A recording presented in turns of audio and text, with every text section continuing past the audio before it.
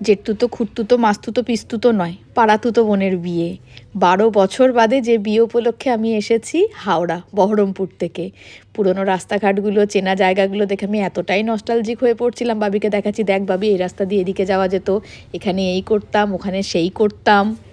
শিকড়টাই তো এখানে। আর যে বোনের বিয়ে উপলক্ষে এসেছি সে কিন্তু এখনও জানে না, বাড়ির কেউই জানে না যে আমি রাত্রিরেই চলে এসেছি। তারা জানে যে আমি সকালে বেরোবো, মোটামুটি আস্তে আস্তে আমার 11টা বাজবে। সারপ্রাইজ দেওয়ার পালা এবার তাদের।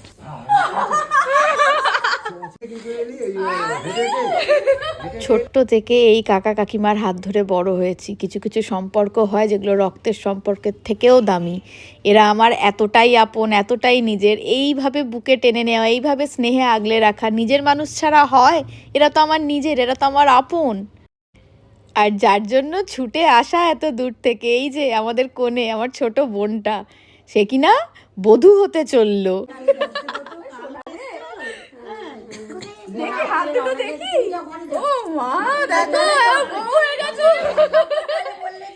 ঘরের মেয়ে ঘরে ফিরলে এইভাবেই বোধহয় গোটা বাড়িতে আনন্দের বন্যা বয়ে যায়।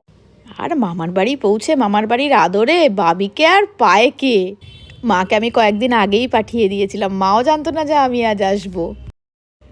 আর আমার বোনের জন্য আমি নিয়ে এসেছিলাম শাখা বাঁধানো, কারণ আমি জানতাম ওর সব গয়না হয়েছে, শুধু শাখা বাঁধানোটাই হয়নি। কাকিমার হাতের গরম গরম চা খেয়ে সবাইকে বাই বলে আমি বেরিয়ে গেলাম, চলে যাচ্ছি ফ্ল্যাটে। সাজুগুজু করে আমি আবার 9টার মধ্যে চলে আসবো।